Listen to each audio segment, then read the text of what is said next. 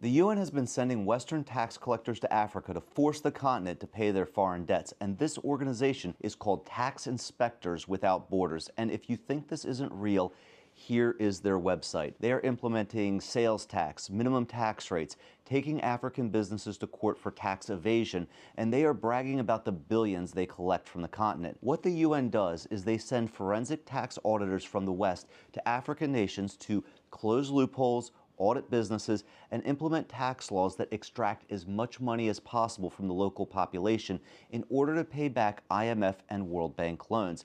And they are very good at what they do. Tunisia was one of the first countries to work with the UN tax collectors in 2015. And since then, the Tunisian government has increased tax revenue over 50% relative to GDP. Recently, you've probably seen different tax reform laws in West Africa, Kenya, among others, and all were pretty unpopular, but they were implemented with a carrot and stick methodology. If the African leaders don't work with the Western tax collectors, they face sanctions. But if they play nice with the tax collectors, they get more loans from the IMF.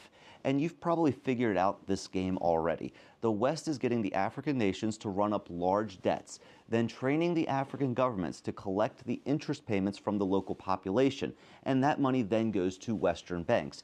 And in many African countries, over 70% of the government revenue goes towards debt servicing. So it's essentially a much more efficient form of colonialism. But I want to know what you guys think. Have you seen unpopular tax reforms in your country? Have they increased your cost of living, or have they had a positive impact? Let me know in the comments below. And as always, if this video provided value to you, give me a like and a follow. That really helps out my channel, and I will see you guys on the next video.